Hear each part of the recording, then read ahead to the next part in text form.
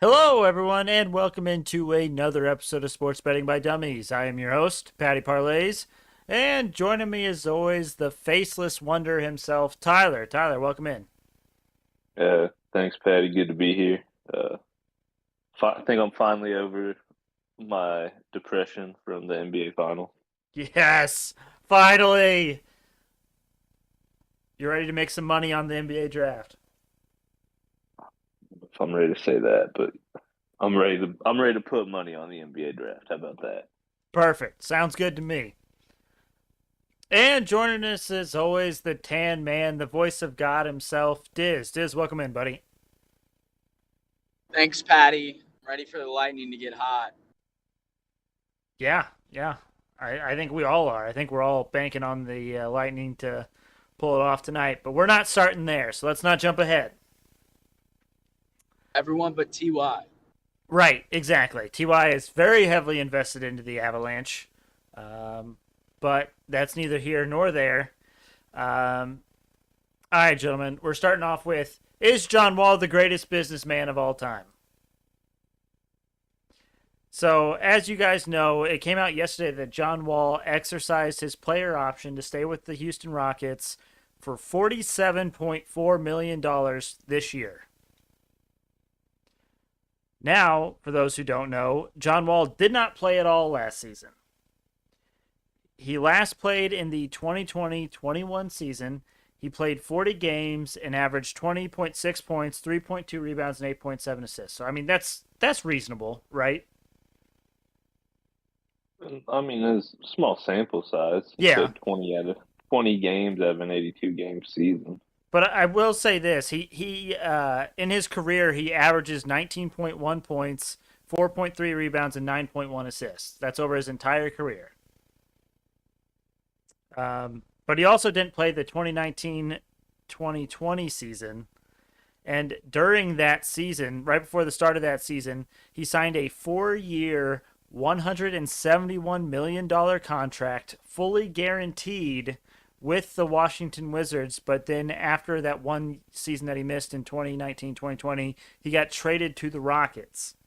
Um, and keep in mind as well, when he signed that contract, he was 29. He is now 32, and he's only played 40 games on this contract. I did try to do some digging for players who averaged around the same amount of points. I know you can't really compare those necessarily, but I wanted to see what their contracts looked like. First one I looked at was LaMarcus Aldridge. So he has averaged 19.1 points per game in his career as well. His best contract in his career was 2 years, 50 million, and only 33 million was guaranteed. And then on the other hand, I looked at Kawhi Leonard. He is averaging 19.2 points per game in his career.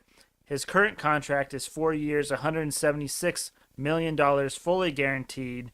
So he is on par with the Wall contract. But wouldn't you rather have Kawhi right now than John Wall? Do either of them play? Well, Kawhi didn't last season, but I still think I would take a Kawhi over a John Wall.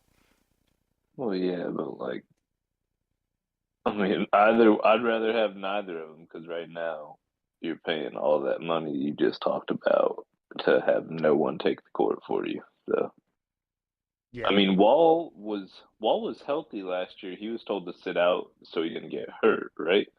So what happened was the not last year but the year before, he played like the first half of the season. So he played 40 games, and that's when they said for him to sit out.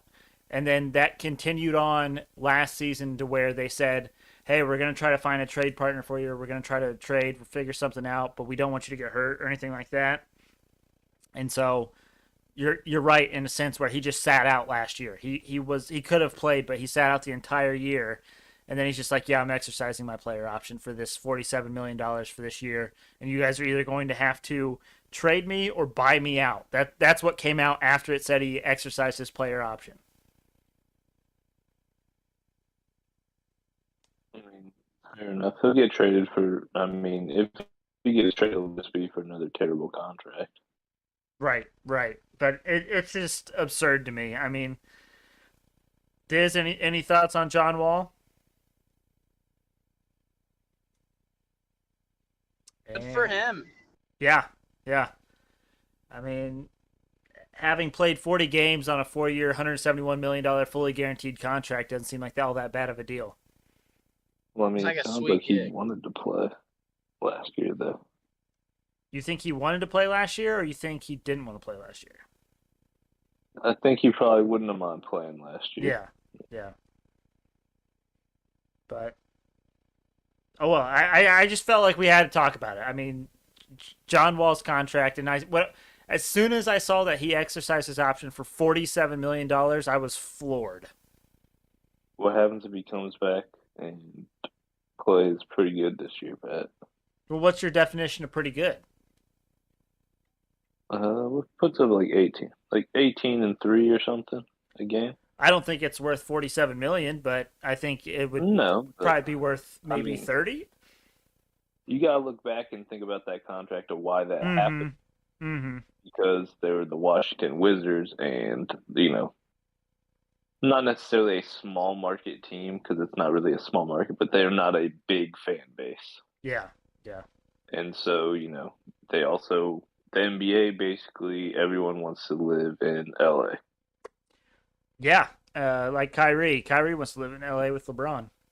Everyone wants to either live in LA or New York.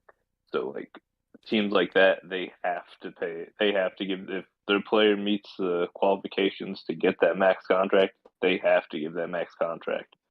Otherwise, they'll lose the player. We see it all the time with the Pacers, right? We had to give a max to Paul George, and he still left us. But if we don't give someone a max, they're not going to hang around. It's just not going to work. They're not going to come back in free agency for less than like a max contract. Right, like, and that is the reason because the teams, like, that's the reason the max contract or the super max is what it is. You can only get the super max from your team, like Right. for re-signing for them, and that's what you know they use to keep people there. That's the reason because you get that extra fifth year play. You get that fifth year player option, which John Wall just exercised, or did he exercise his fourth? It was his fourth. His fourth, but off the supermax, you get that fifth year that you can exercise, and you get the extra money. That way, because otherwise, if you could only offer the exact same as the Lakers could just get everyone they wanted, Right. Exactly. which they still seem to do, but They still seem to they manage mess all them right. they mess themselves up with cap space this time, so that's on them. Yep. Yep. Um, so, do we want to transition directly into the NBA draft since we're talking about the NBA, or do we want to go to some golf? You're the host. Up to you. You steer the ship.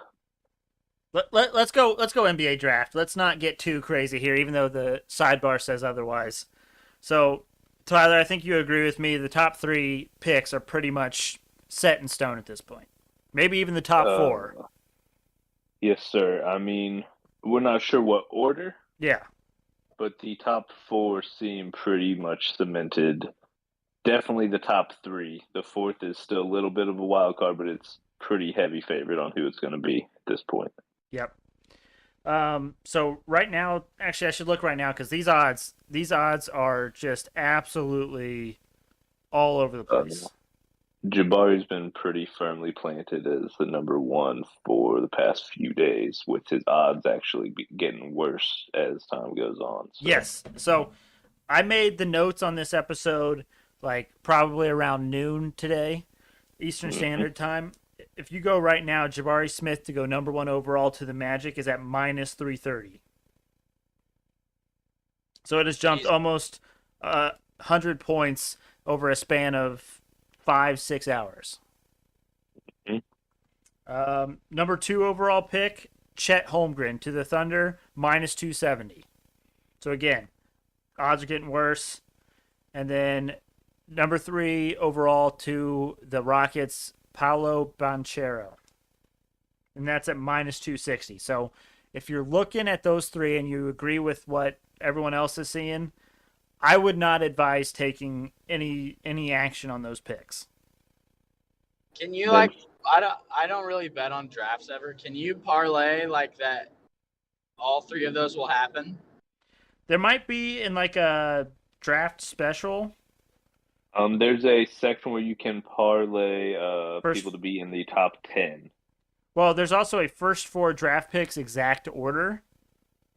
So if you went Jabari Smith, Chet Holmgren, Paolo Banchero, and then Jaden Ivey, which are the odds-on favorites for each of those, it's plus 105.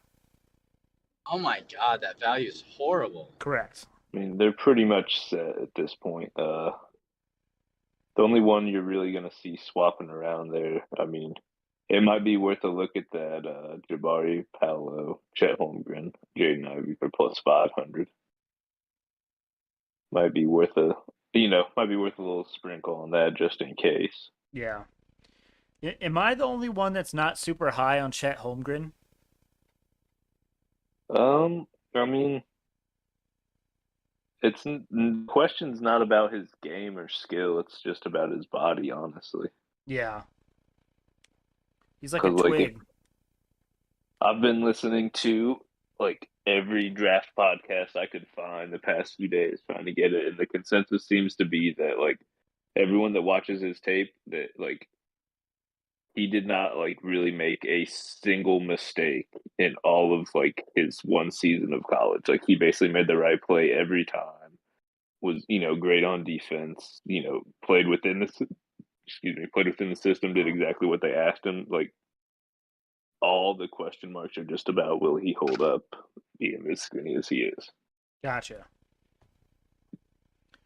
So yeah, if you want to mix in those first three or four picks and change up the order, that's the only way you're getting value. If you pick just the straight up favorites, you're not getting much. I mean, even Jaden Ivey to go 4 is at minus 155 now. That's even probably a little too high for me to even consider taking.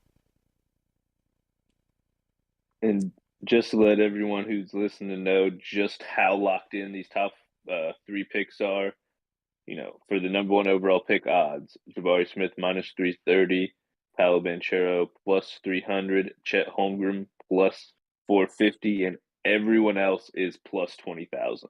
Yeah. From those three down, plus 20,000. Yeah. So that's how locked in your first three picks are there. And then, as you said, Jaden Ivey minus 155, still just awful value. So yeah. So when we start getting into the interesting thing is the fifth overall pick, which is the Pistons, right? Right. The favorite here is Keegan Murray at plus 165, but I think Mathurin goes here, Tyler. You can get him right now at plus 190. When I was looking earlier, I could get him at plus 280. There you go. And then I'm guessing if you're thinking that's happening, you're thinking Murray's going sixth. Correct. And ever since this whole draft process started, I had a feeling that Keegan Murray was going to go to the Pacers. It was one of those weird feelings. You're like, I know the Pacers. I know what the Pacers are looking for. Murray feels like the fit here, right? I'm not buying into like I know early on Miles had said that Shaedon Sharpe was looking to possibly go to the Pacers. There was talks earlier in the week that Mathurin was going to go to the Pacers, but I don't think he'll be there for the Pacers. I think Murray just fits in with what the Pacers are looking for, and I do think a lot of people are saying, right, Murray's the most pro-ready draft pick. I think most people they're saying he's pretty pro-ready. Of the, non-big three there. Right. But, yeah. And so I do think that Murray goes 6 and Mathurin goes 5. And I mean, if you agree with Miles though, Mm-hmm. you can get Shaedon Sharpe's NBA draft position of under 7.5 for plus money right now. Is that still at plus or my hold on, where'd it go? Plus 142 for his under on 7.5. If you agree with Miles on that one. Oh yeah, I love that. So I took that, but those odds have actually gotten better or like away from what I originally had. When I was looking at it earlier, under was minus 102, and now it's all the way up to plus 142, and that just gives it's mind blowing to see how much these odds are changing in a matter of hours. I mean, I took Shaden Sharp a couple days ago on his over at minus 130 just because I I just don't think that he's going that high. He had a bunch of bad workouts and stuff from what we've heard. We haven't seen him play since really high school, so I don't know. There's a lot of good players in this draft. I'm not sure if you want to risk taking him that high at seven, at Right. 7. Yeah. And Tyler, Dyson Daniels, do you think he ends up going 7? He's he's another tough one because I mean he's the Australian kid that right. He's the one that went straight to the G The, League, right? yeah, I think he's the Australian kid that played on the what is it called G League Ignite team. He is like I've heard a lot of like Lonzo Ball comparisons towards him. He's a defensive first point guard. Mm-hmm. He's huge. He's like 6'7", Okay. a pretty good point guard. Likes to throw the outlet passes and stuff. Not really a shooter at all. So like, a lot of Lonzo Ball comparisons from what I've seen so far. Gotcha. Well, his over under is also set at 7.5, but of course his over is the one that's juiced to plus 120. So I assume then that means a lot of people think he's going to go 7 because I don't think he's going 5 or 6. Let's check the draft order and see here, Patty. So we've already basically chalked our opinion through 6, Right. and 7 is Portland. Yeah. They have Dame Lillard. Do you see them taking a guard, a So non-shooting point guard? I've seen kind of two thoughts on this, right? We all know the Yeah. Trailblazers need as much help as possible. They have Dame Lillard, but for how long do they have Dame Lillard? That's the question. Um, is this a guy that can kind of sit under Dame or even work alongside Dame and figure things out? Or are you hoping that, you guys are going to get rid of Dame this season and let this guy take over? Can he take over this early? Um, but I don't know. I think the thought is that they draft this Dyson Daniels guy and he just kind of becomes a protege to Dame Lillard, kind of like CJ was, because CJ came after Dame, right? I don't know my NBA history that well. Okay. Well, anyways, I think that's the thought is maybe have a guy that can come in and learn a little bit from Dame. But to me, I feel like there's so much need around that entire roster that Yeah, you maybe look for someone else who maybe can help you right away as opposed to a project guy this early in the draft. but granted, as we're saying, most of the people projected in the like 7 to 12 range, we've got multiple guards on those. Right. Right. So I mean, basically from what I've seen, like the 7 through 9 is mostly guards. Johnny Davis, Shaden Sharp, Dyson Daniels, AJ Griffin. It could be a 2 or a 3, depending. He's a 6'6" shooter, Mm-hmm. so they're all in that area. Sohan, big defensive power forward.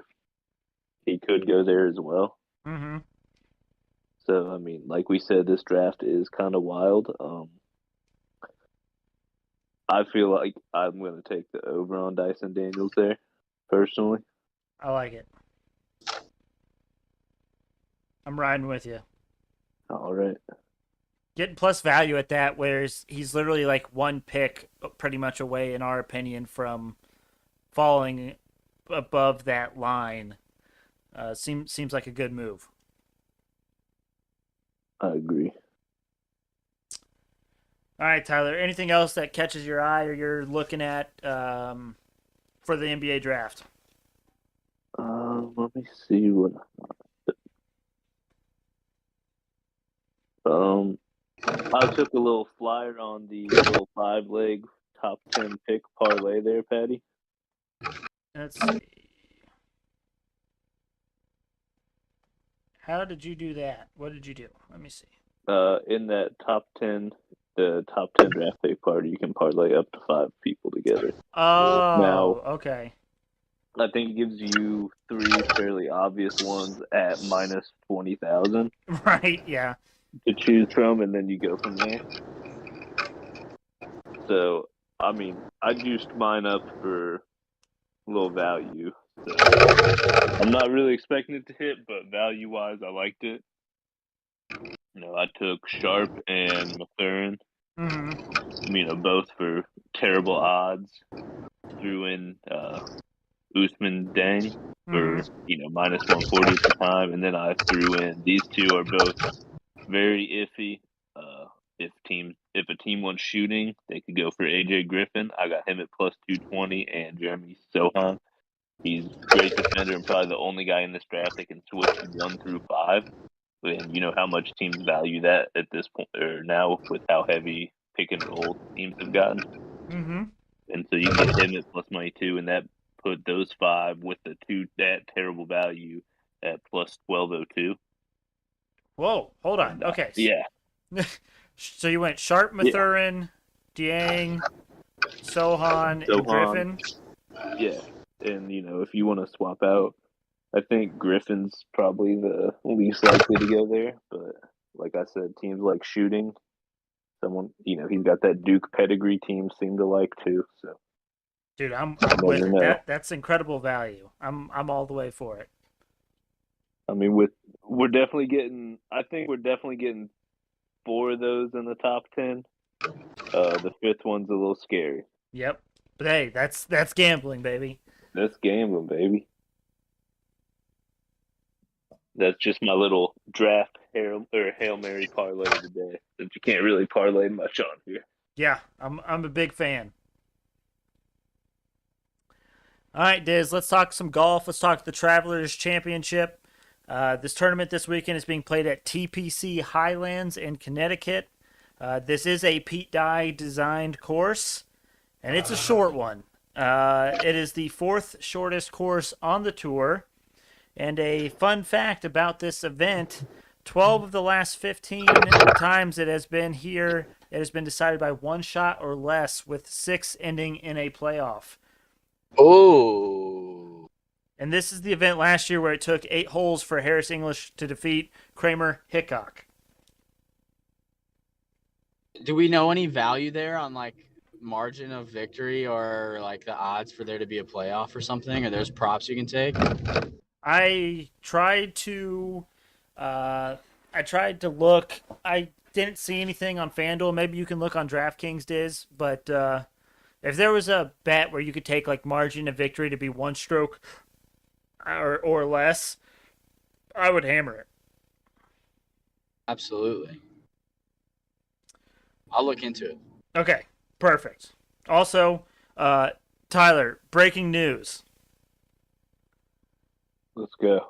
The Blazers just traded their 2025 first-round draft pick for Jeremy Grant. Now, where does that leave the Pistons at number 5? What? That might. I wish that might be that might bump them to Dyson. Oh man! That tears up their 3-4 set or slot. They need a guard now. That could affect everything. So that could move Dyson to 5. That would move Mathurin to 6 at the Pacers. Hey, they could trade back too. You never know. Who, the Pistons? The Blazers. Yeah. That's wild. That's gambling. We keep saying. All right, sorry. Back to the Travelers. Dizz, anything you're feeling or you're liking? I know I have a few bets that I'm putting in for my Dumbest Dummy, but is there anything that you've looked at, catch your eye, anything like that? I have not, Patty. I'm all ears.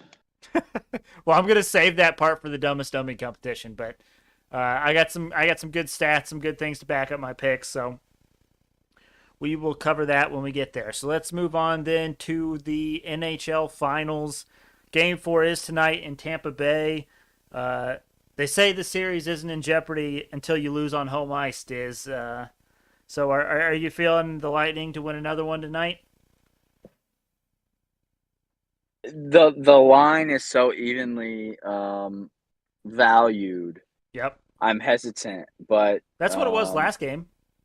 we've seen when the Lightning strike Ooh, I that like they what you are did hot. Yeah. I think the Lightning are going to win, but I don't like the value, so I'm going to stay away. I'm rooting for the Lightning heavy because I got them to win the series at plus 150. there. Right. I know Ty dropped a 100 piece on the Avs to Actually, win like $15 or something. So 120 let's piece, please put some respect on Ty's name. 120 piece to win how much? Like $30. So How much is he going to win if he hits? like $30. So if the Avalanche end up losing the series, Ty is down bad. How much does he win? Sorry, I cut out. 30. Oh, Jesus. So. Oh, Jesus, Ty. Hey, Ty likes a little bit of action, a little bit of craziness going on.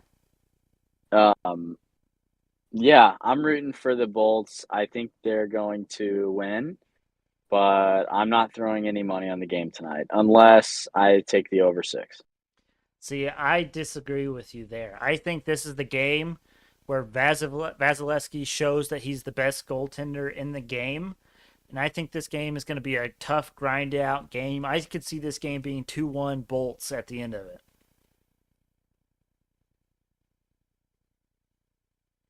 Okay. But that's just me. We may have to stay away from this game for group best bets because, to be honest, other than the Lightning, just straight up, I don't feel particularly great. But let's move on to our dumbest dummy picks. I went 0-1 on Monday. Dizz, how did you do? I went 0-1 as well. And Tyler? How many did I have? I know I had. You just had one. I know I hit.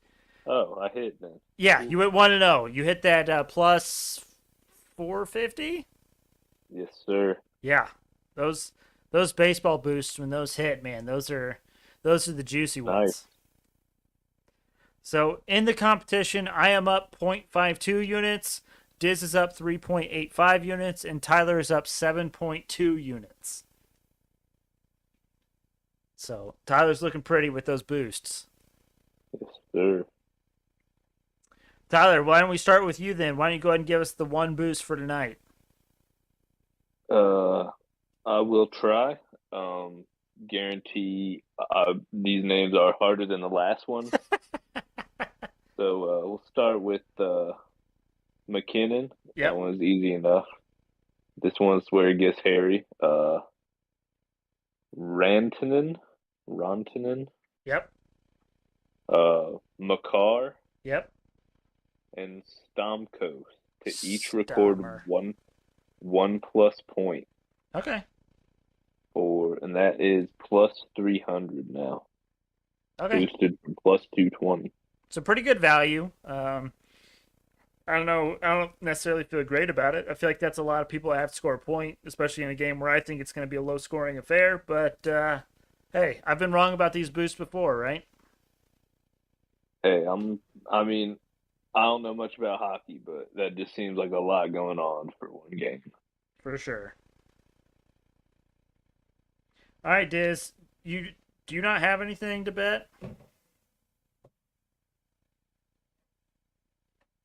All right, I'm walking into my house. You guys go first. Okay. So I have 1, 2, 3, 4 dumbest dummy picks, and 2 of these have actually changed quite a bit, probably since that news of the Jeremy Grant trade, but we're doing it anyways. So I took Benedict Mathurin to go 5th overall at plus 280. Now those odds have obviously changed quite a bit. Again, these are all kind of speculation picks. Nobody really knows a whole lot. But now that the Pistons have the Pistons got rid of Jeremy Grant, you'd have to assume they're going to try to fill that position, right, Tyler? Yeah, I mean, it's just tough because, like you said, they kind of need everything. So Right. So maybe I still have some hope here with Mathurin. Uh, Probably. I like it still. He's a good player. But I think this is with a classic situation where someone shoots up the draft board pre-draft, and he goes as high pretty much as he can go, which is probably 5, because like we said, 1 through 4 is pretty much locked in. So I'm liking Mathurin to go 5, and then I took Shaden Sharp under 7.5 draft position at -102. So those are my 2 basketball draft related ones. A minus 102 dummy. Who are you? Oh, come on. I take minus value picks all the time. That's not the Patty parlays that I know. I was going to say, that's not necessarily true, but -102 is pretty close to +100. All right, now my 2 Travelers Championship picks. I like Justin Thomas to win the Travelers at +1100. Based on my research, there was one thing I focused on. So with this course being short, it has the shortest average approach distance of any course on the tour, with an average of 151 yards on approach shots. So I looked at approach shots from 125 to 150 and 150 to 175. 125 to 150, Justin Thomas is first in the field in that approach shot. 150 to 175, again, Justin Thomas first in the field in approach shots. And he also ranks 6th in strokes gained approaching the green. So I think Justin Thomas will have his wedge game on point. He's obviously the best on the tour at it. I think he'll go low this weekend, and after a kind of a disappointing U.S. Open, I think he bounces back with the victory here in TPC. I forgot what the course was called. TPC Highland? Is that? Yes, that's correct. TPC Highland. Okay. And then this one is probably my favorite pick. Brian Harman to finish top 30 at +100. So Harman isn't one of the big hitters on the tour. He ranks 180th on the tour in average driving distance. But that doesn't matter here. He actually ranks 12th on the tour in driving accuracy, so I think he'll keep it in the fairway. And on top of that, he finished tied for 5th last year at this tournament. So he's got good history here at the course. He actually, I think, it ranks first in strokes gained on par 4s on the PGA Tour, which a lot of these are par 4s and a lot of them are short par 4s. So I think getting him to finish top 30 is a steal at plus value. And then I also took a flyer on him to win the dang thing at plus 4,800. So that's what I got. Dizz, what do you got for us?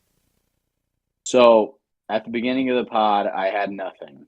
But like an angel's message from heaven, my guy Doug texted me that he is taking the Athletics money line against the Mariners at plus 115. So, hey, we're riding with Doug until he wins at this point. I wish it was the other way around. But we're riding with Doug until he hits. Yeah, I'm not going to lie. I had no idea what to bet on tonight. I didn't really like anything in the Lightning Avs. And MLB, Rankle told me to bet on the Mets, and I didn't realize it was a day game.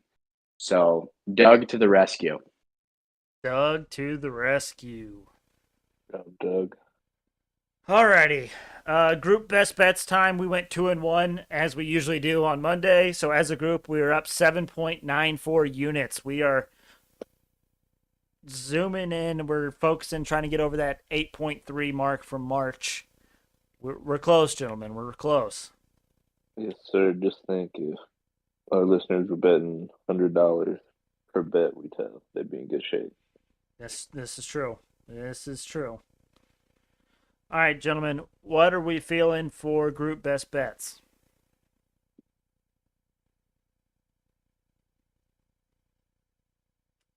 Getting that part of the year where there's not much to bet on, Patty.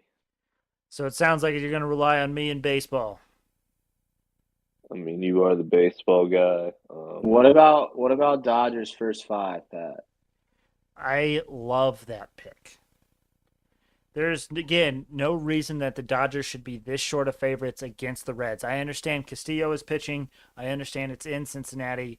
But there's not, I mean, the Dodgers pitcher has a better expected ERA than Castillo does, and the Dodgers are a better hitting team than the Reds are right now currently. So absolutely, Dodgers first 5 money line was where my head was immediately going.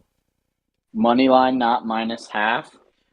I mean, we could for better value, but I mean, typically if the value for first 5 money line is anything under minus 150, I'm okay taking the money line, but I'm willing to take a half if you want for better So value.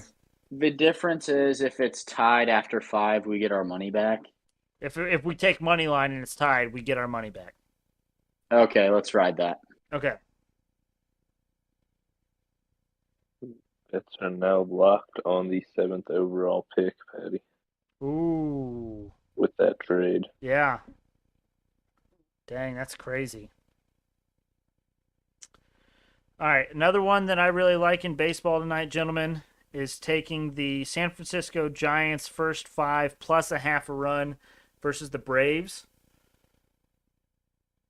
So, for research sake or whatever you want to say, Carlos Rodon is going for the Giants. He is pitching a hell of a season. Let me see what his ERA is. I don't have it off the top of my head.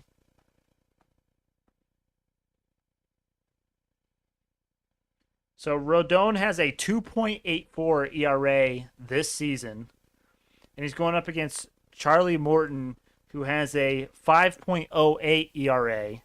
The Giants are the better hitting team, and we can get the Giants at plus a half for like minus whatever it was. For minus 132. So to me, Giants first 5 plus a half is a no-brainer here. I'm with it. And then, do we ride with our guy Doug Dizz for this last one? I'm not gonna lie, Doug is like my favorite coworker and honestly a good friend at this point. Yeah. I have never made a bet of his that has won me money. I had to preface there because no disrespect to my guy Doug. Right. But I would say no. Okay. Then I have two. I think just let me lose. Let me lose that one. I would keep you guys out of that. Okay. So then I have 2 alternatives for you. I have the Royals first 5 plus 1.5 against the Angels. The thought process there is the Angels are just really, really bad. The Angels, let me see. Yeah, the Angels have lost the first 2 games against the Royals, which the Royals might have the worst record in baseball. And they lost the first 2 games of the series, and it's in Los Angeles. So getting the Royals at plus 1.5 seems like a decent move to me. I'm all right with that. Well, do you want me to give you the other option? Or Yeah. Let's see what else you got. My other option is taking the St. Louis Cardinals first 5 plus a half versus the Brewers. Now, Wainwright is pitching for the Cardinals, and granted, Wainwright is not as good on the road as he is at home, but the Brewers are pitching Lauer, who is not as good as Wainwright, and the Cardinals are the better hitting team in this situation too. So you can choose Cardinals plus a half, or you can choose Royals first 5 plus 1.5. I would lean Angels. You mean Royals?